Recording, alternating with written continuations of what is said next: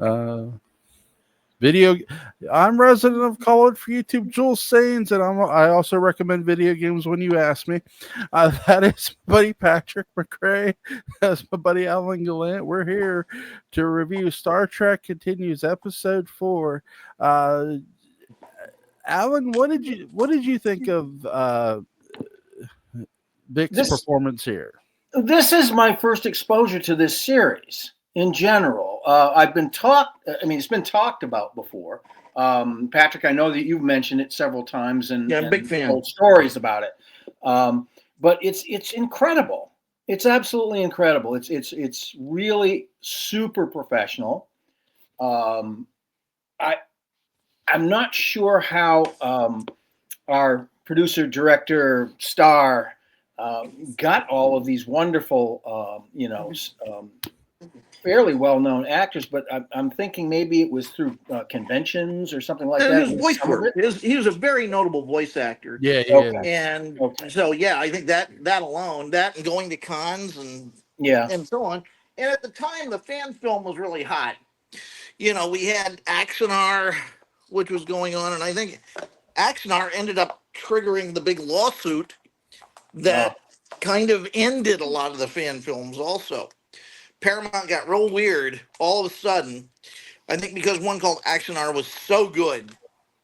And Somebody, I think it's somebody only by got virtue jealous. of the fact, this is the rumor I've heard, that Vic was doing such a good job that they allowed him to finish out his proposed season, Right. which was Right. good because that was the that also meant that he could end the series, and he Right. did literally ended the series. Yeah. yeah.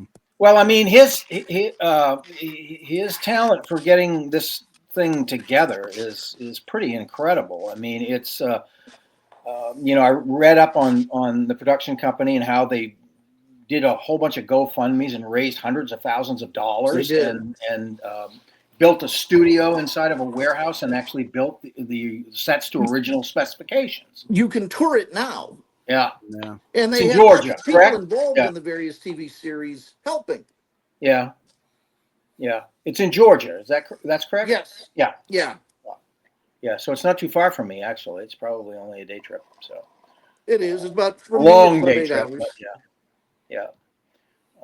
But I was duly impressed. I mean, the sets are just incredible because they weren't standing to make money off of it directly, except for charity purposes and to keep the whole thing going.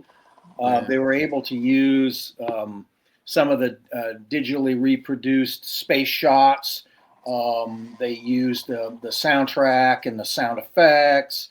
And I think at one point, they also had people writing original music for it as well. Vic writes some original music. For Yeah, it. it's pretty incredible. It's incredibly ambitious, and it works. You know, it's ambition realized.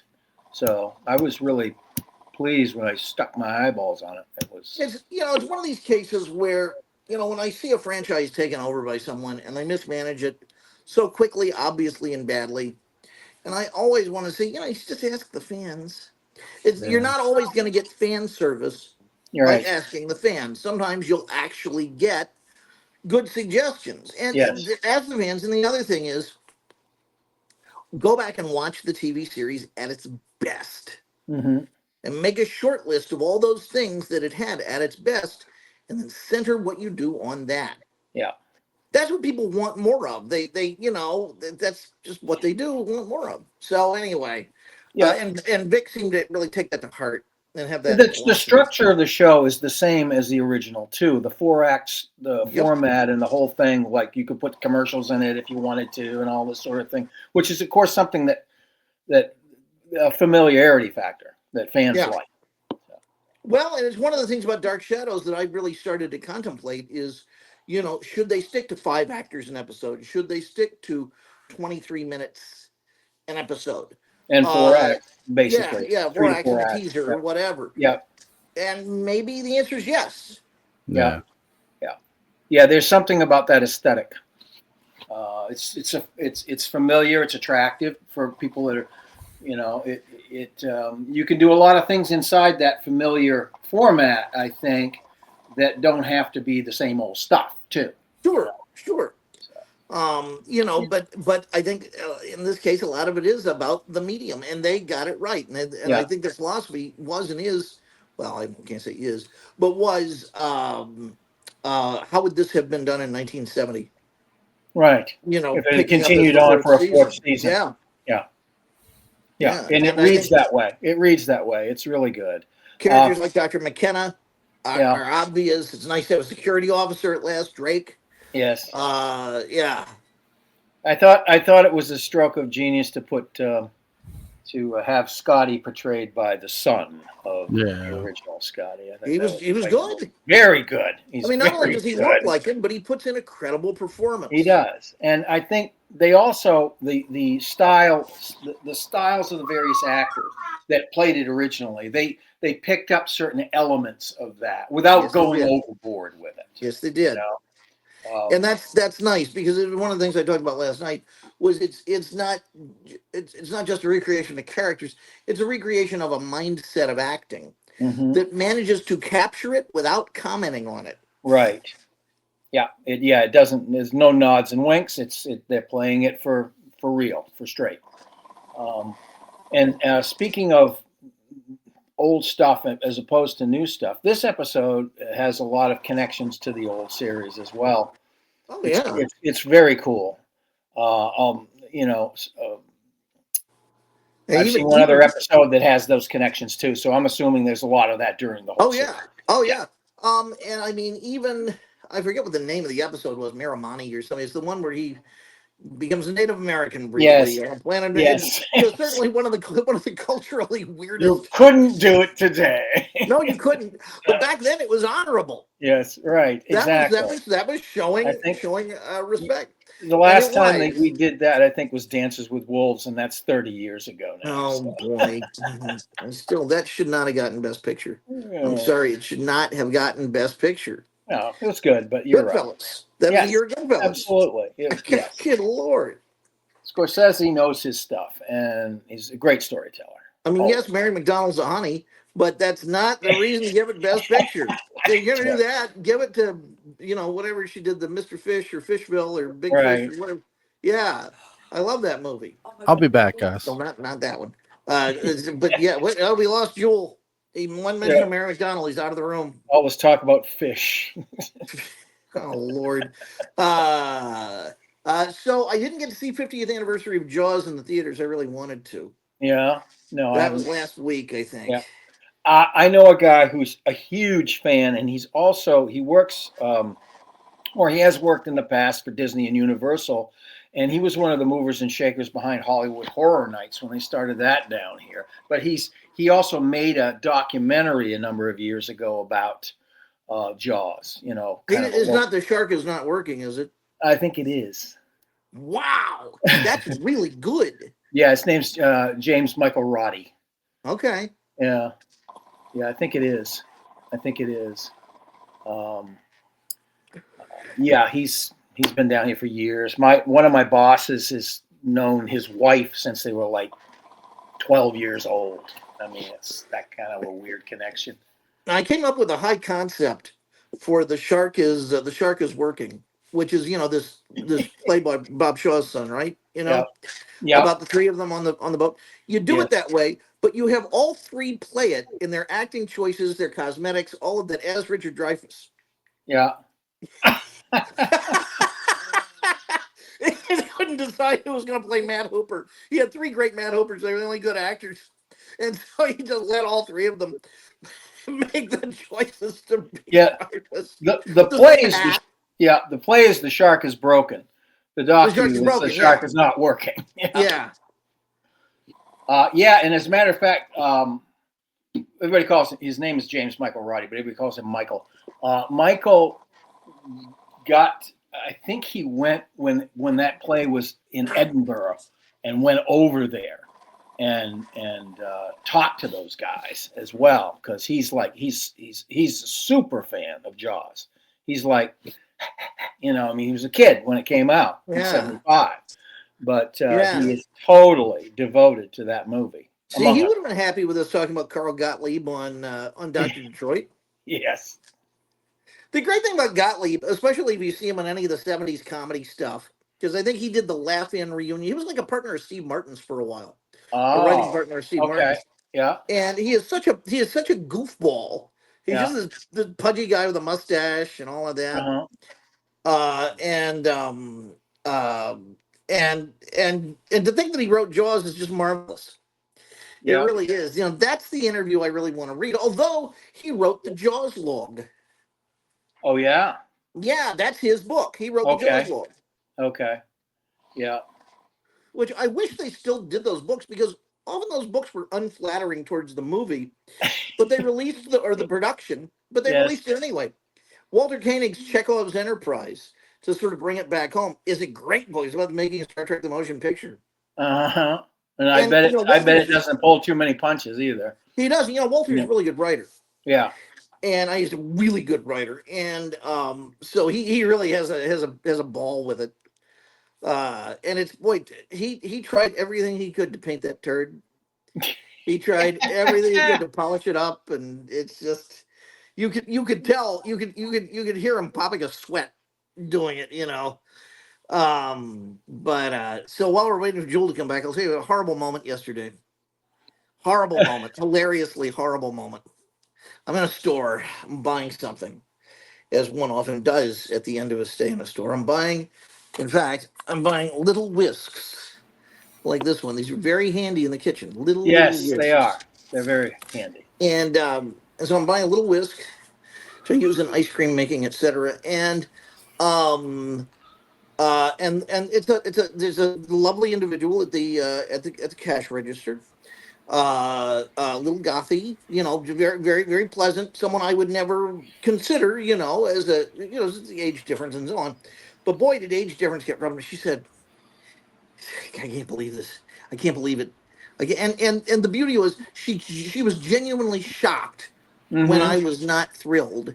She said, "Has anyone ever told you look like?" And I'm waiting for, ooh, who's this going to be? The old man in Up. Jesus Christ. Oh my God. Ah. Oh my God. And when she saw the horror on my face, she said, it's the glasses. I said, yeah, fine.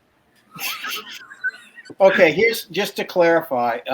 The documentary is actually called "The Shark Is Still Working," and let's see if I can get this right. You can see among the producers the name Michael Roddy right there. Yeah. Yeah. That's great. Yeah.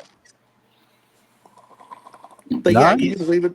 He's a total devotee. I mean, he has a lot of fun with it. So You know what back to me, because that's what's more important. of course. But all seriousness aside, the moment that would have been the button on the evening is if I had found out she had some sort of like driving strange dark desire for Ed Asner or something like that. It was actually foreplay. It was her idea of a compliment, and I missed out completely because I didn't have the universal translator. Well, dang it, you didn't have that kinky translator. That's right. Can you imagine if she had this Up fetish? Oh well. You'd have to go right out and buy a bunch of balloons, helium balloons. I can't exactly. Anyway, the actual plot of this show is interesting because we just mentioned one of the women that he keeps having visions of in this episode, and he has visions from several of the women from the original series, where apparently there's a lot of unfinished business. Yeah. And it is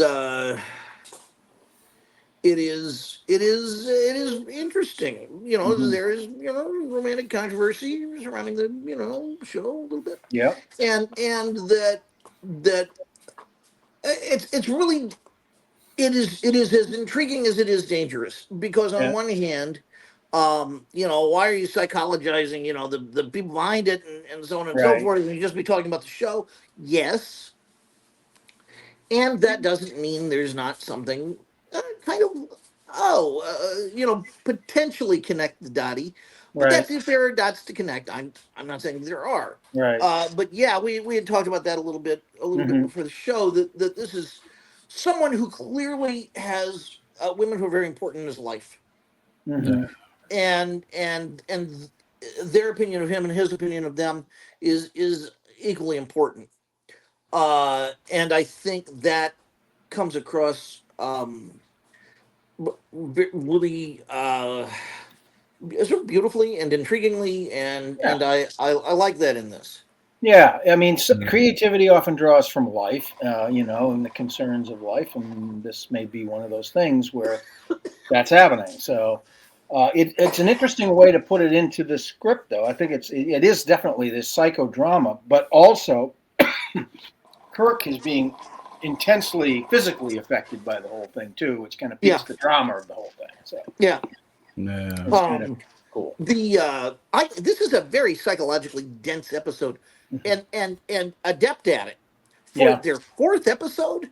yeah, Yeah. yeah, Wow. I mean, all yeah. the original series ever went here. Yeah, it's not just the production values, but the writing and everything else is working really, It's really well. top Yeah. rate. You know, certainly I think Hugo Hmm. nomination worthy. Yeah, Yeah, yeah. It's the epitome of fan produced work. Yeah. It's the best I've in the ever best seen, but it's sense. also professional. Yes. It's beyond that, It's professional because the fans that are producing it are professionals. Yeah. They're treating it professionally. Well, and they have grown up with these characters as, totems in their Hmm. lives, as not just important characters, but symbolic of different types of masculinity, different types of behavior. Hmm. In this case, different types of femininity. Yes. And with characters like Constable McKenna is a Yes. wonderful addition to the show. Hmm. Much needed, much needed. And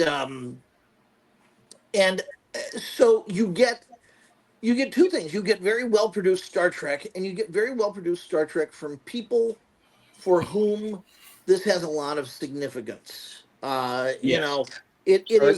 is that thing that that first wave of 70s filmmakers brought us, which is what do you get when you get people who not only are making this medium, but who were raised on the medium. And that's you get a much more layered, nuanced look at it. Yes. Yes. True. It's true. Once you have a generational exposure to a medium, you get not only an expertise, but you also get personal connection to it. Yeah, well, it's like what I would hope would come from a future Dark Shadows production, Hmm. which is, original generation had the joy of discovering Barnabas Collins. Yes. Yeah.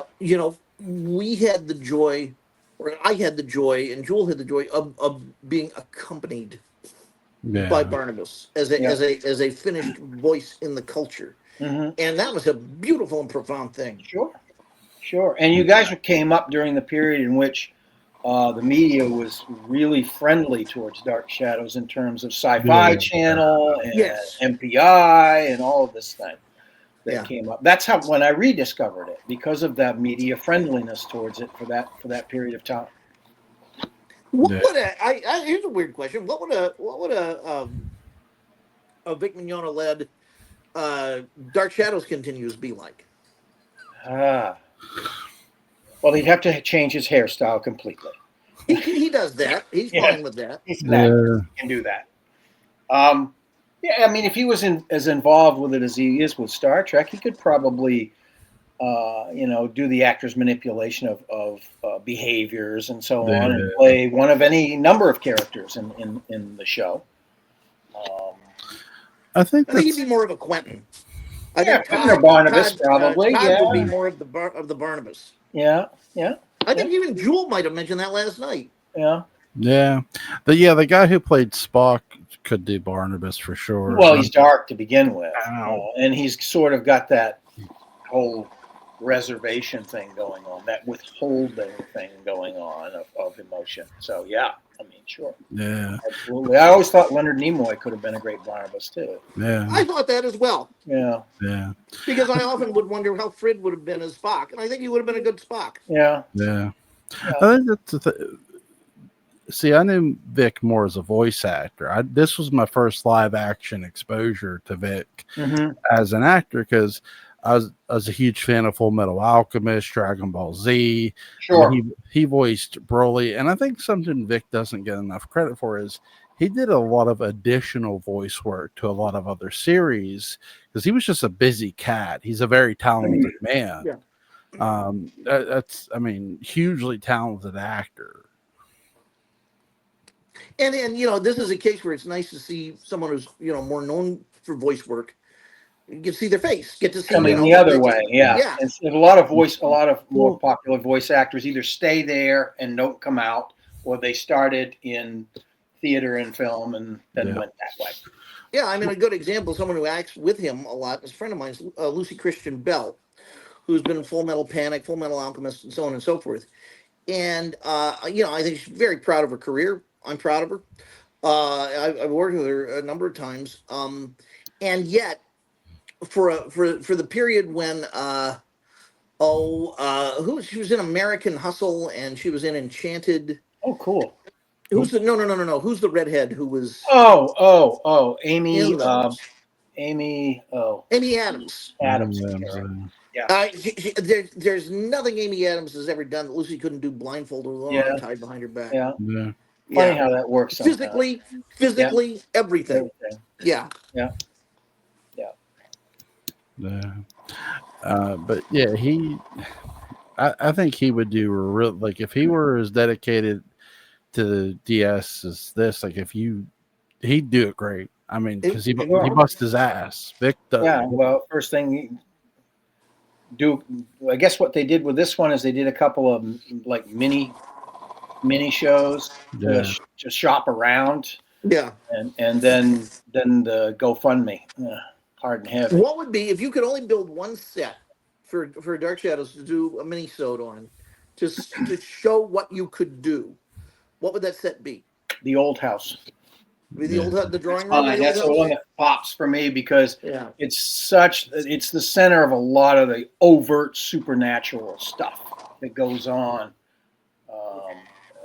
in a lot of time periods. It just, so that's one. Obviously, there are other sets you could do. I mean, obviously the drawing room or I would do the playroom, but only when it was as the linen closet. Because that would be the easiest to pull off. You just open the door and go, where is it? There's supposed to be a playroom in here, and that's it, right? That's it. Yeah. Sorry, we didn't have the budget for a real playroom, so. And it disappeared.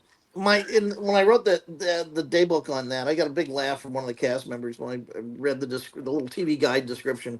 It said Barnabas leaves Quentin with doubts when he tries to lure him into the linen closet, claiming there's a playroom inside, which is exactly what happens. Right, yeah. It's exactly what happened. Boy, that might cause you to pucker a little bit, having somebody offering that little adventure up. Yes, it's linen closet. I know it's a linen closet, but go inside there. I don't know. Come on, Quentin. Barnabas, I don't know. You're not gonna fool me, Barnabas. I just got not. He would just enigmatically say, "You're not gonna get me twice." That's right. Yeah. Oh God. The Apocrypha. What did you think of the set designs here, Alan, for this episode? It's beautiful. They took it again in my research that I did today. They took it from the original plans. Yeah. They built it exactly to specification. Color, lights, everything. Oh, the lighting in the camera. I mean, it looks just like the original. It does. Because if you look at other things like Star Trek Phase 2 and so on and so forth, there's just kind of this flatness to it that screams modern video cameras and so on and so forth. Not here. Well, they must have used a very professional video camera with this. Oh, yeah. Something that they could replicate what that film stock would look like when it was fresh. Because they did. That was just absolutely great. Yeah.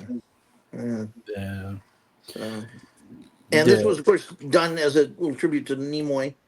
Yeah. So I think, the emphasis on the Van Gogh and the white iris and so on is for him. Yeah.